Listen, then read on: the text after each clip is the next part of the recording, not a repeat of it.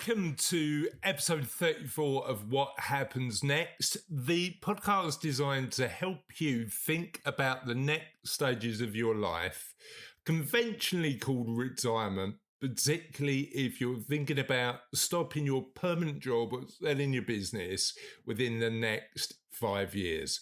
Now, we at What Happens Next believe that thinking and planning for the next chapter of your life, even if that involves stopping work or actually just doing something you've always dreamed of doing, and probably a combination of the two, is really important. And our experience is that when we're working with the clients to help them do that, thinking and planning well in advance is one of the keys. Who am I to talk about this subject? My name's Chris Dames. I'm a chartered financial planner, and for 20 years now, I've helped people plan and prepare the next chapter of their lives. Now, we used to conventionally call that planning for retirement. More recently, what I've realised is actually retirement isn't suited for everybody. We need a bit to think about how our time's spent in a bit more balance, and people without not only a financial plan but also a plan on what to do with your time can fall into a rut. And the whole idea of what we're doing on our YouTube channel, what we're doing What Happens Next.live, the website, and on this podcast is to help people get better clarity on what's next in their lives. But we're on a bit of a mission as well to make sure that when our clients are thinking about what happens next, particularly our business owner clients, they're thinking about their business as well and the next chapter for their business. Because what tends to happen is we have clients often come in and speak to us who say, I want to stop in 18 months, and they've not thought about what might be next or put robust plans in place for their business with enough time to spare. And that's why I wanted to invite Mike Ainsworth on to talk about his perspective on this particular subject. Because Mike's day job, Mike's situation in life is he helps business owners, people who have built businesses, exit effectively by helping them sell their business. Now, Mike carries on working, and his wife carries on working despite him being over the conventional retirement age. So we talk a bit about why he does that and why for him getting balance is really appropriate. We also talk about statistics around the businesses for sale and their success rates, and actually how it's lower than you think. We talk about the common mistakes business owners make, including choosing the wrong person to help you sell your business, not starting to think and plan about selling your business early enough, assuming that you know the business value or fixating on a desired number without a proper thought-through valuation, not having a good grasp of the business financials, and not getting the business both up front and in the background ready for due diligence. We talk a lot and dig a lot deeper. This is a definite pad and pen episode, so please make sure you've got something to write on, because Mike shares some amazing tips in this interview. And without further ado, let's get on with the show. Welcome to the What Happens Next YouTube channel. What we're aiming to do with this channel is share content designed to make sure that you're supported through whatever's next in your life. And we'd love to continue to do that. I've got a favour to ask today, and what I'd ask you to do is just subscribe. It costs you nothing, but it really helps us deliver really good quality content on a consistent basis. Thank you, and let's go on to the interview. Hi, and welcome to this What Happens Next interview. as you know, if you've seen a few of these interviews before, what happens next is all about empowering you to make decisions in your life designed to work out what's next. And we're covering off a range of topics on the What Happens Next YouTube channel and throughout these interviews, talking about maintaining purpose and vision, thinking about your physical well-being, thinking about what financial independence means to you, but also making sure that you're doing all of the things we know contributes to happiness and well-being in later life. The What Happens Next project came from a insight that I had from working with a client who we knew was never going to run out of money again, but didn't seem as happy as they could be. And they started to talk to me about the fact that they had purpose, meaning, and values in their business when they were employed in a quite a significantly higher corporate role that they'd lost. And what we wanted to do is have really interesting conversations with people with insight to support you to make whatever that transition looks like in your life. That may look like retirement. That may look like carrying on some work, but in a different level of intensity. Whatever it looks like for you, we're here to support you with having interesting conversations and being curious so that you've got as many insights as possible to support you. Now, a lot of the clients we look after at Savello are business owners, and often a lot of the conversations we have are about business value and including that business value as part of their financial plan. So the conversation that I'm having with Mike today is about business value, working out how that fits into your plan, and looking at the factors that you need to consider when thinking about that. Mike, how are you? I'm very well, thank you, Chris.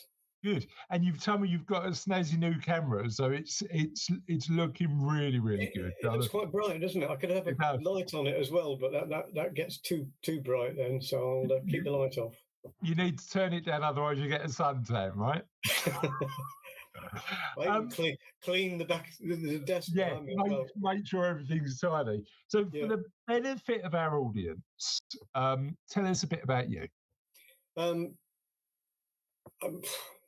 Long and varied career, accent on the long. Started off in bank, commercial banking company of Sydney and in Perth, Western Australia. Then moved to Barclays in Slough, so not much of a downgrade there. Transition there. Yeah. Worked only on the corporate side in Barclays pretty much after the first couple of years. Worked as an analyst in head office, so corporate analyst, worked analysing balance sheets, analysing business trends for the very largest bank customers. Then got into being a corporate manager, again, working solely with businesses. Really, my interest is in businesses and business, what makes a business tick, analysing business, analysing the accounts of businesses. Did a bit of training, teaching bank managers how to analyse balance sheets and break even, and even valuing properties at times, not valuing businesses, funny enough. We never tried to do that. Right. Left Barclays because I didn't like the way it was going and I want to do something different. And again, I've since then owned businesses, sold business. 10 years ago, I got into Everett Massey and Furby. I bought a franchise covering Herts, Beds, Bucks, Essex, which is how I met you. And I think it was introduced by Toby. And I've just sold it, literally the end of last year. And I'm now doing a little bit what you said earlier on. So I'm working, but at a lower intensity, with people who have business, a small number of clients who are looking to sell their businesses, either helping them value it, helping them grow it, helping them find the right broker, whatever comes across. It's interesting because you've been through that What Happens Next journey more than once, I'd imagine, like sort of leaving the bank and then setting business up and more recently selling your business and going through it. What have you learned about navigating change as effectively as you have through the changes you've made when you've been thinking about what happens next? Well, the main thing is to think about where you want the journey to go. Have some idea as to where you want the journey to go to start off with. So do you want to transfer the business to your children or to your co-workers? Do you want to sell it and completely cut away from it? How much do you want from the sale of the business? I think it's something that people don't ask, and I'm probably jumping ahead on some of the questions you've given me. But having a feel for what you want from it at a very early stage, because I've had people that have wanted to sell a business that have not given it a second thought until the minute I walk into their office to talk to them about the valuation, and they want X for it, and that's all they can think about. But to be honest, if it's worth Y, I can't bridge that gap by then. So thinking about it early is that number one. Yeah, and tell me about. I mean, that really, we'll dig a bit deeper into the business valuation stuff. But what I'm curious about more in this part of the interview is after selling your most recent business, you've decided to carry on working. So what was the motivation for doing that? What was the idea of doing your own thing? Why not just stop? What were the elements and factors you were thinking about when thinking about what happens next for you? Okay, well, my wife is still working. She works in the adjacent office, and I just don't want to stop. I mean, I do other things well, so I'm probably working 15, 20 hours a week as opposed to 40-ish. Yeah. I work at my own pace. I work for myself. I've never worked for someone else now. Work with other people, but never for someone else ever since it also lets me leave my pension where it is, so I don't have to start drawing it. And every year I don't draw it, it goes up another. We went up 8%, 9% last year, so that would be nice, and that just gives me a little bit more security, basically. I think that's interesting, isn't it? It's like finding the right balance is certainly a lot of what our clients are looking to do, and that balance isn't stopping. That balance might be less time, but I think the interesting point you make there is it hasn't got to be all or nothing, particularly when you're running your own thing. You choose actually how much time you commit based on what you want to achieve. Let's head back to the business side. Now, I've been doing some research recently because we interviewed somebody about preparing businesses for sale quite recently. And I realised the amount of businesses that actually get sold are really low. And those stats for people who are looking at selling their business are actually quite scary. So what are your thoughts around the statistics about selling the business, and what can we do about that as business owners? Well, first of all, there's 5.5 million businesses in the country. 50,000 will be sold. I don't know, something like that. As far as I can see, I mean, at the moment there are about 15,000 businesses for sale on Dalton's. That's the biggest portal.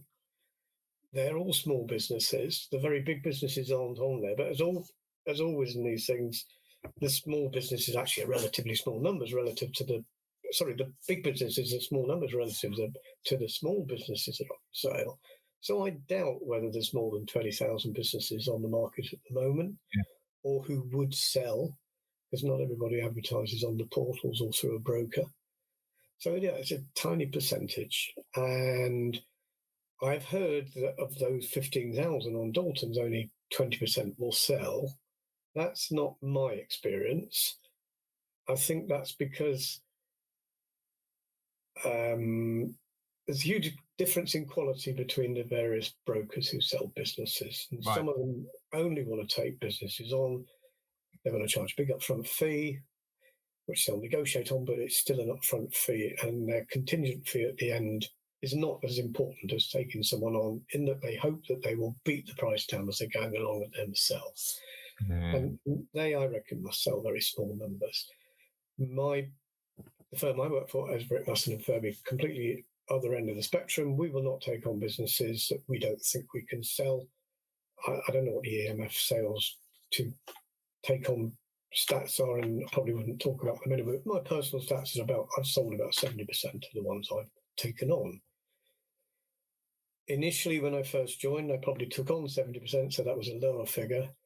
Latterly, I took on a much smaller number, qualified people a lot more strongly over the telephone before taking them on.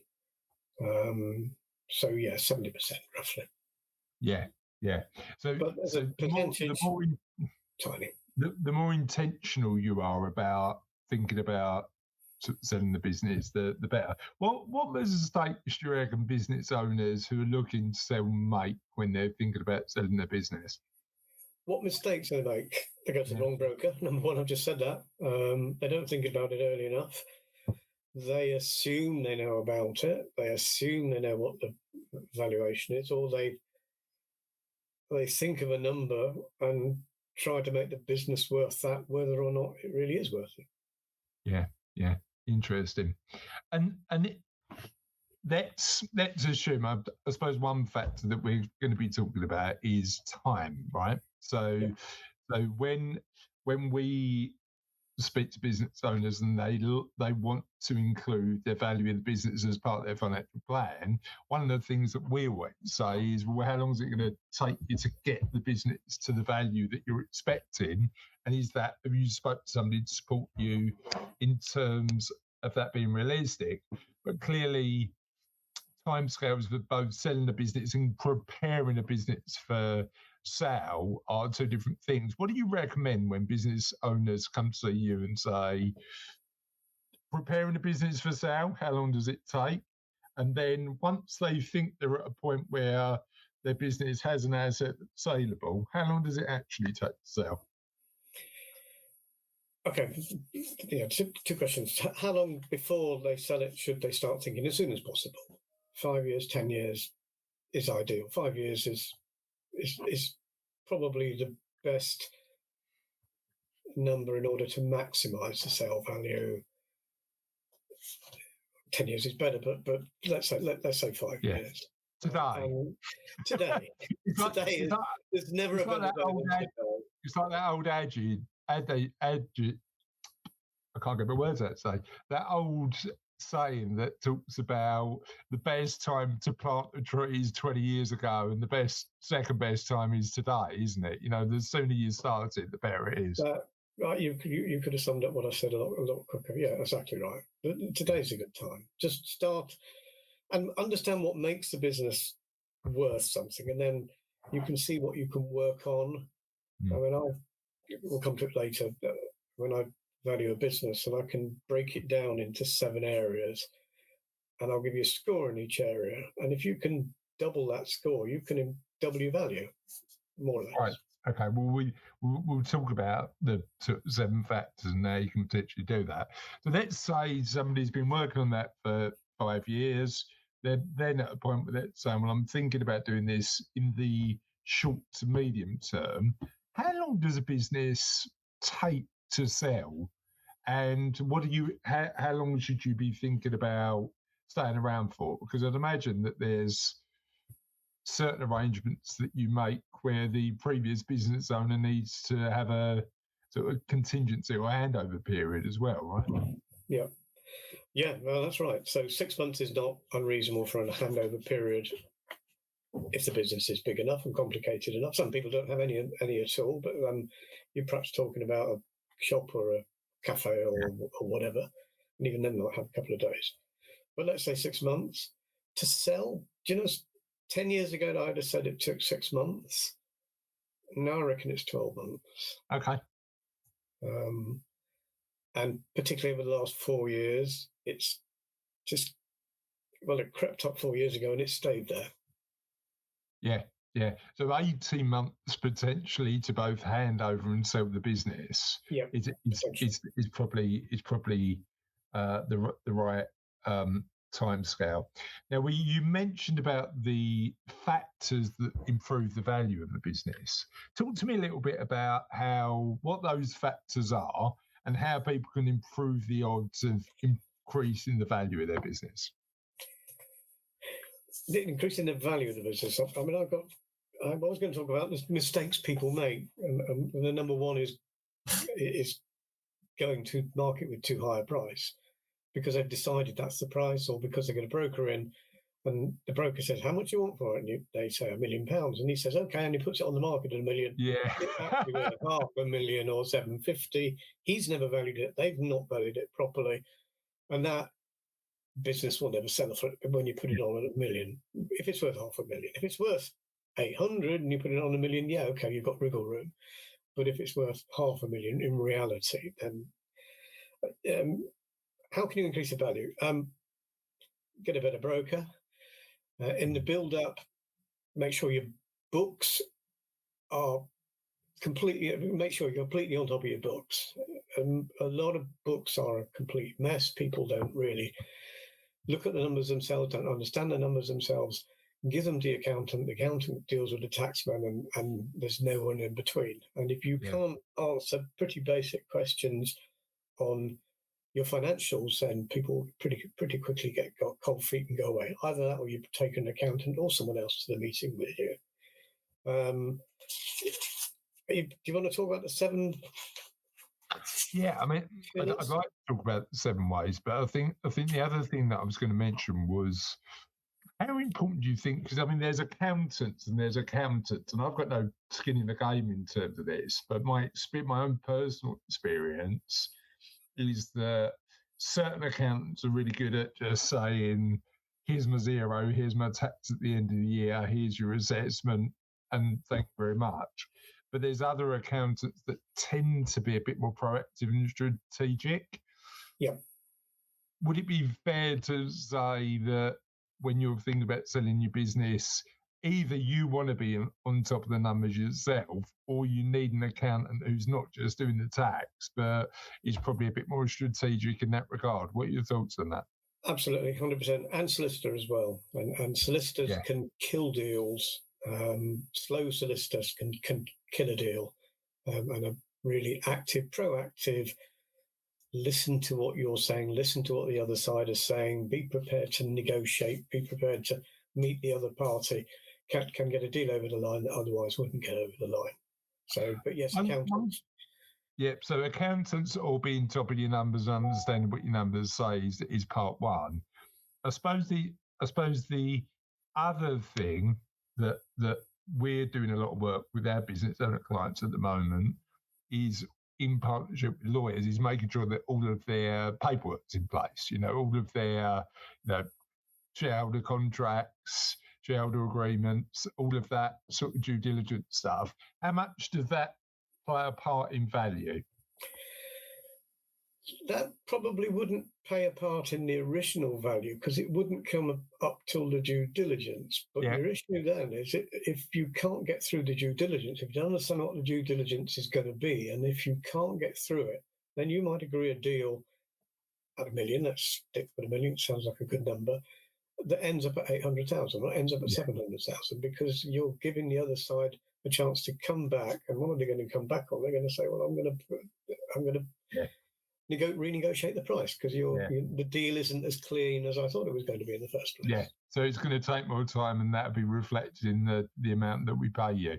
So help me understand. So we talked a little while ago about 7 factors. Talk me through those factors. I call them the 7 pillars, just for the want of a better word, a better expression. The 7 pillars of business valuation. So I start off with financials. So everybody pretty much knows that you value a business as a multiple of profits.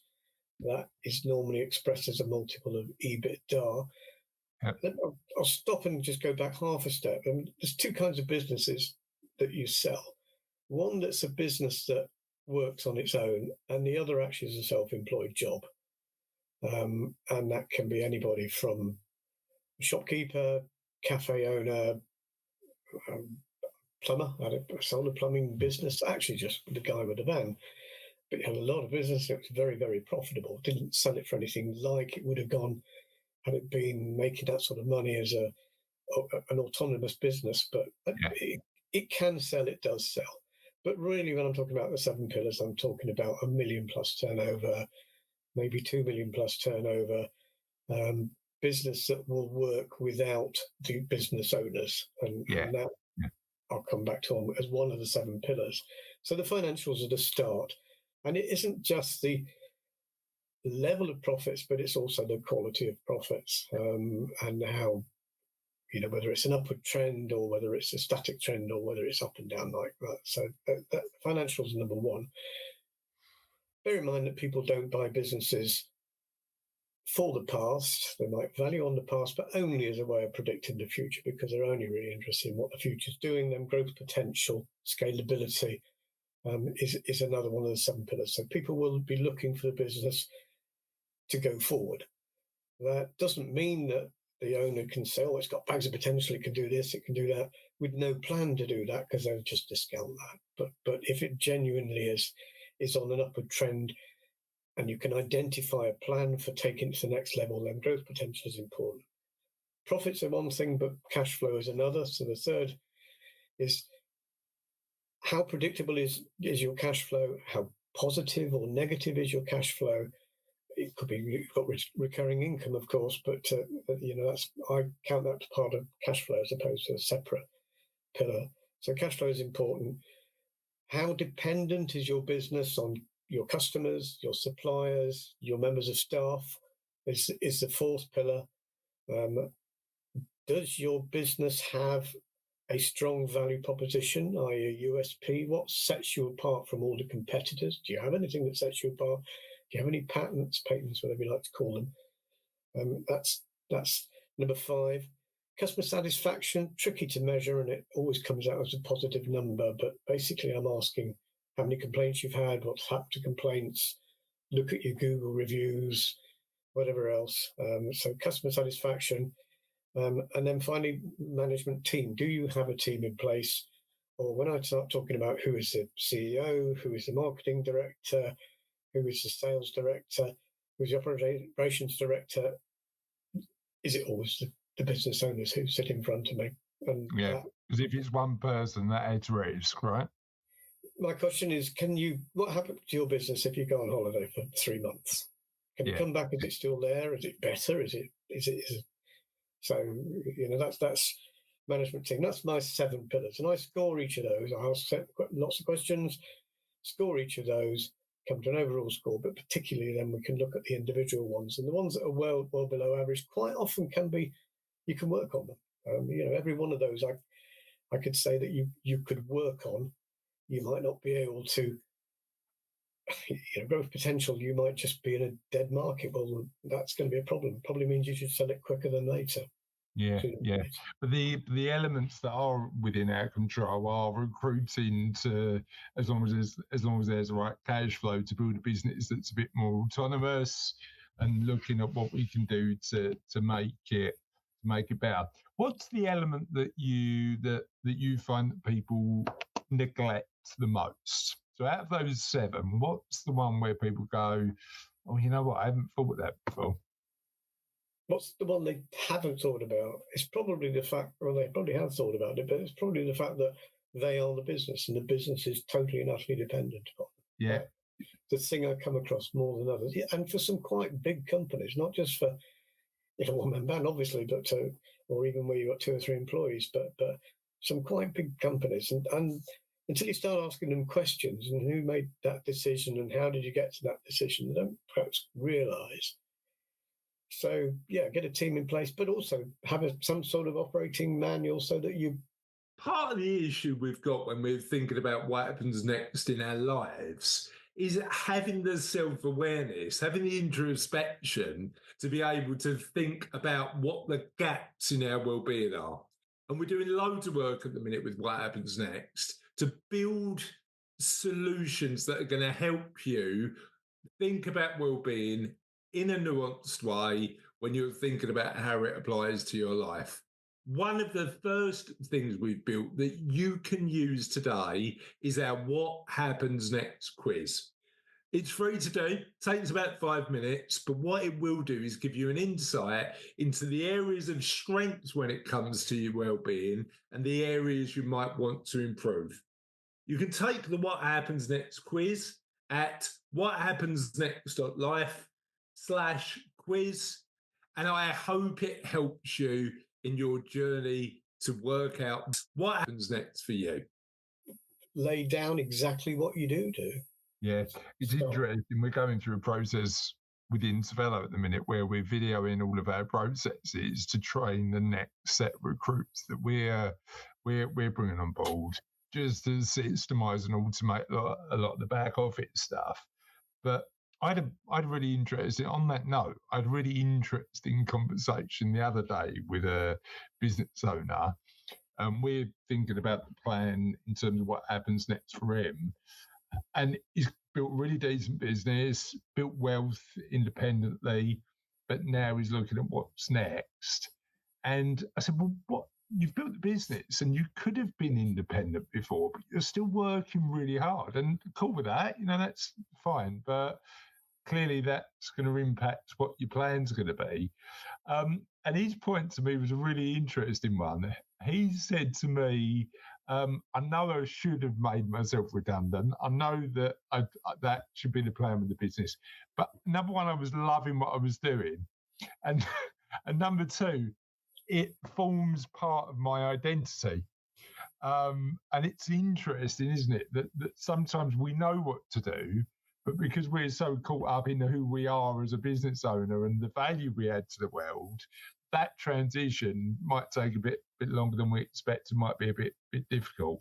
But I agree with you. Having a clear plan to get there is probably a really good aspiration.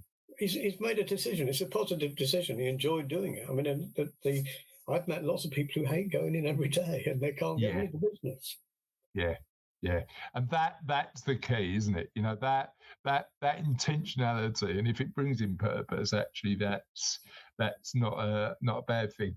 One of the things that I'm really interested in, that one of the things that we're exploring quite a lot in what happens next, is zooming out from financial well-being and looking at overall well-being. Now, every time we get together, Mike, we have a bit of a run chat because we're both runners.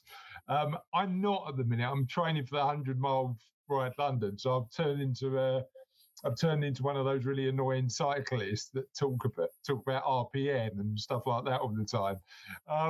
But I think one of the things that we're realising is the importance of physical well-being as part of whatever happens next. What insights have you got for that for you, and where does running play a part in that for your own well-being?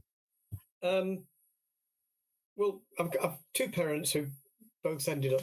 Well, my mother is still around; she's 95, but she's bedbound. My father was when he went. My father also very kindly gave me this gene that makes me suffer from bad back. That I think I've done it for years. My brother's much worse. I've got passed it on to 2 sons and potentially 2 grandchildren. And I'm one of 2.5 million people in the country with a bad back. So the doctors don't ever take it very seriously.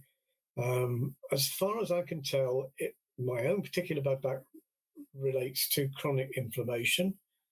And then when you start going down the chronic inflammation rabbit hole, you realize that your diet plays a massive, massive, massive part. Keeping your weight at a decent level plays a massive, massive part. I've always been active, always played sport, never been a runner until the year before lockdown when I started. I did a C to 5K and I then started park running. I'm coming up for my 100th park run next month. So again, they've been slightly hit and miss. I obviously couldn't do one in 2021, I think, when park runs ceased for months and months. But I am trying my best to look at what I eat and be careful about what I eat. So I don't eat ultra-processed food, full stop. Try to eat hardly any processed food until we cook every meal that we cook. I follow several people. Dr. Tim Spector is one. Brilliant. Brilliant man. Really love good. what he says. 35 different vegetables a week. It can be frozen. So if you look at our freezer, it's got more frozen veg in than anything else that we chuck in now. So we make a curry, we chuck a bit of cabbage in it, or we chuck some spinach in it, and we chuck whatever else in it. So we're kind of quite good like that. Sugar is the arch nemesis. And I've got it's a sweet tooth, but I can't resist a Yeah, but chocolate if brownie or if you're doing a lot of the right things, I think having a bit of what we enjoy. For me, I mean, it is sweet food, but it's also cheese is my big one. And in actual fact, I wrote a blog for the Savello website all about the gifts that you should buy the cheese lover in your life, because I know a lot of my clients love cheese as well. cheese is okay. What's wrong with cheese? Don't tell me cheese is bad. Oh, it depends on how much you eat. Oh, right, okay. but interestingly, what I loved about Tim Spector's work is the element of conversation that he has around gut health and fermented foods. So a new addition for me over the last 6 months has been kimchi. So I've added kimchi into my diet, which is really good because it promotes positive gut health. But yeah, no, that's really interesting. Sauerkraut as well. Dr. Barry Sears, have you come across him? He's got his own diet. I'm not really sure about it, but he's saying 40% carbs, 30% protein, 30% fat. I don't eat enough protein yet, and that's a tricky one to get the right level, because it's important for your muscle, and because you lose muscle when you get to my age. So we had an expert in physical well-being on, and he was talking about actually the importance of weight training later in life. And certainly runners don't do particularly a lot of the weight stuff, and it's like anything, it's I'm hopeless. I've converted my son's old bedroom to a gym, which is 2 doors down from me, but I'm getting in there is so difficult. It's easy to train them and get out. I'll do it. No, 100% with you on that. Now, one interesting, when I was doing the research for this interview, what highlighted, and I think I read this on LinkedIn, you highlighted the fact that some businesses in the same sector are average, and some, even if they're in the same sector, and next door or in a neighbouring town or a street, can be hugely successful. What's the difference? What insights have you got about the difference between the two? Same sector, might be very close to each other. What's the difference between a fairly standard and hugely successful business? You asked me that question. You didn't ask me quite the same way. That's a really, really, really good question. It's a difficult one. So I'm thinking as I'm going along. The way it's set up to start off with, does one happen around people? Has he got the right team in? Is it just dependent upon one person, or is there a team of people? Is your product, how is your product differentiated? Are you just competing on price because you've got no other choice, or have you actually got a well thought out, well branded, well sold product that people perceive as being better, even if it really isn't? You've got to convince people by branding it and selling it. Perceived value is super important, isn't it? It's just that element of interesting.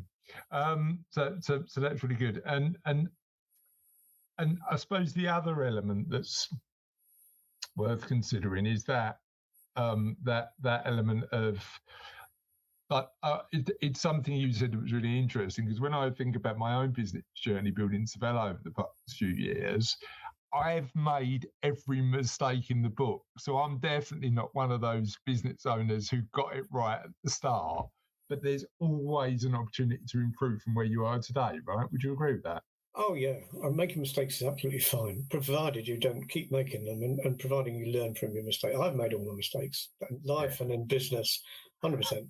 And it's an opportunity to learn, isn't it? I don't take it personally, probably. I might do, but try not to take it personally, shall we say. Yeah, I had a really interesting experience earlier in the week, funny enough, Mike. So we look after a decent number of employer clients as well. The majority of our clients are private, but we've got a sort of decent number of employer clients. And I said to the guys here, what I want to do once a year, I want to make sure that we do a webinar on us, no extra fee for our employer clients, where all of the employees get invited and we can answer their personal finance questions.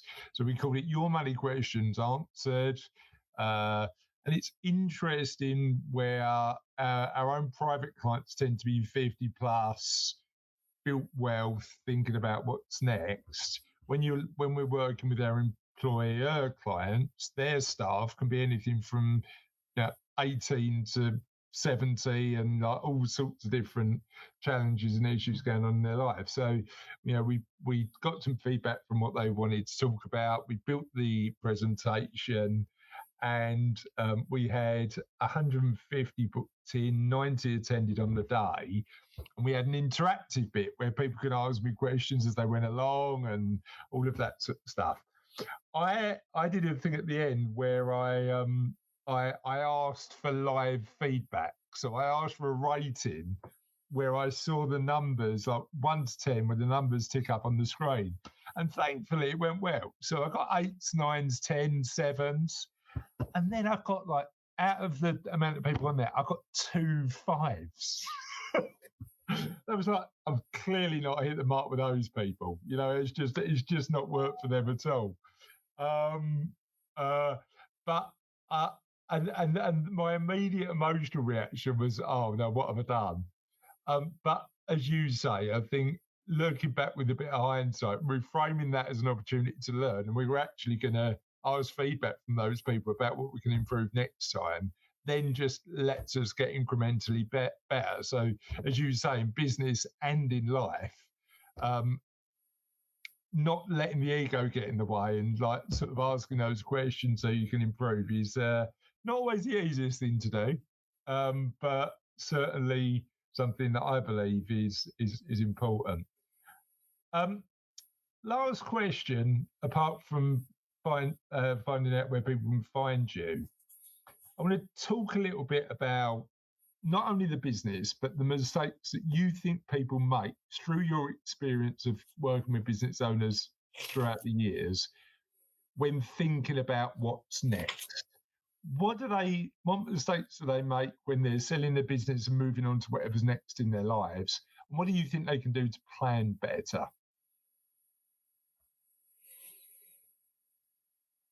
I just think having a plan to start off with, where do you want to be? What do you see yourself doing? I mean, the one biggest mistake I think is having a business where you're working 70, 80 hours a week and selling it and then having no plan and just going home and looking at the telly or blowing it all on a big holiday or whatever you're going to do, but not having a plan to start off with. There's a big transition going from being very active in a business to doing nothing.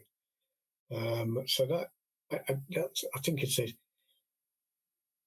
I don't often meet people after I've sold their businesses. I do sometimes, and people have come up to me and said it's the best thing that ever happened to them.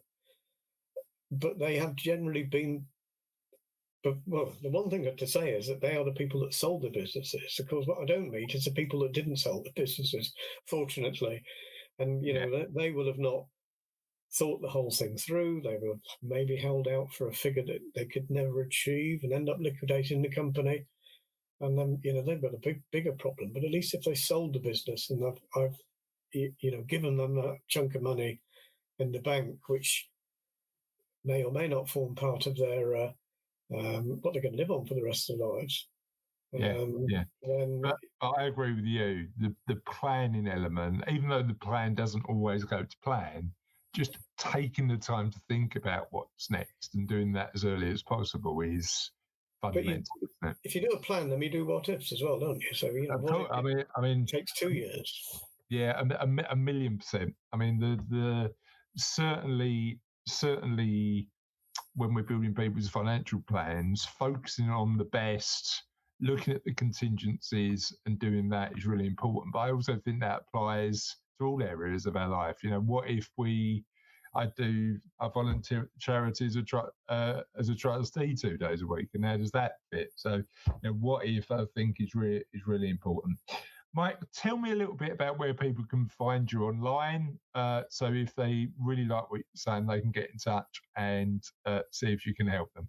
LinkedIn is probably best these days. So I'm under Mike Ainsworth and LinkedIn. You can easily find me. Got my photo there. Everett Masson and Furby, I worked for, or also known as the M&F, but I no longer figure as I've sold that bit, although I still work with him. But so LinkedIn is going to be best for me. Perfect. We'll make sure we share the link to your LinkedIn profile on there as well. Thank you for your time today. It's been really appreciated. Have a lovely remainder of the day. Thank you, Chris. It's been a pleasure. I really hope you enjoyed that interview. And I know that podcasts are brilliant because when you're on the go, you can listen wherever you want.